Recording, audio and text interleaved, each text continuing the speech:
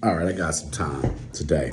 So now I guess this rap stuff with this Kendrick Lamar and Drake thing is over with, thankfully. I thought it was pretty cool for the culture of hip hop and all that. That's great. Cool.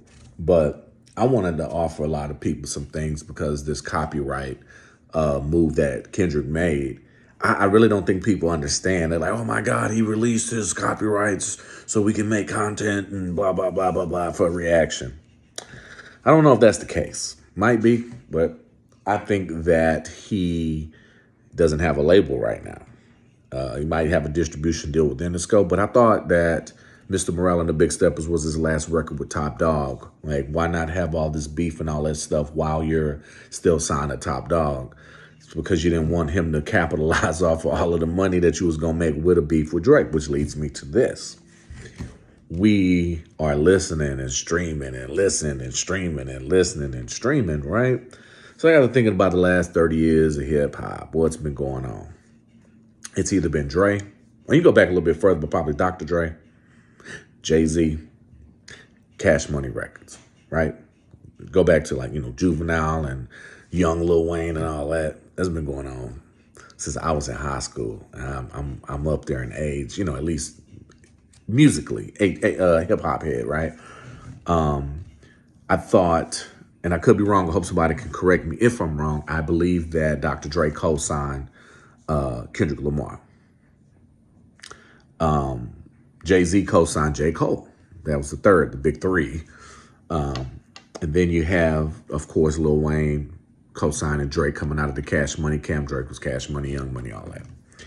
So for the last 30 years, you've pretty much been getting the same artists, right?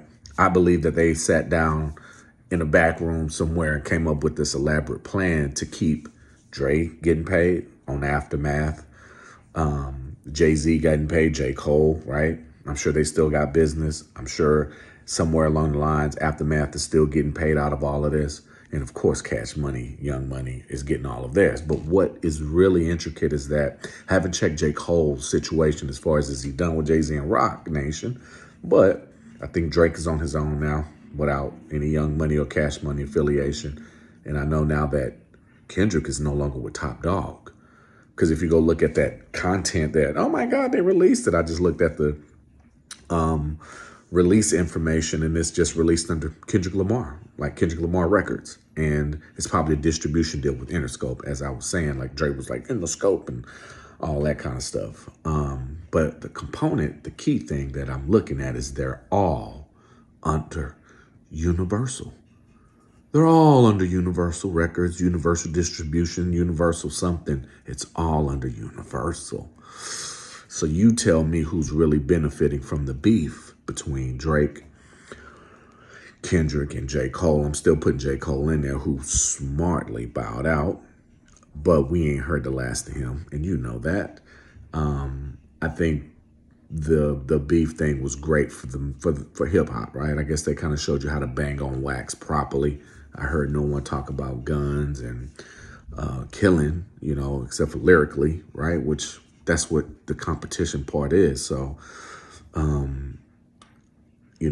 that's where I'm at with it. I want people to realize that that's what it's really about. It's smart for Dre, Jay-Z, and Birdman, essentially, I guess, or whoever's running that show down there in Cash Money. Some say it might be Jay Prince, but I don't know. I'm not privy to that type of information or any of this, so this is just what I think. So don't go back and say, oh my God, it's just what I think. And it don't cost me nothing to think it. And I do, and I think it's a good perspective. So go stream their music, man, and get Universal paid.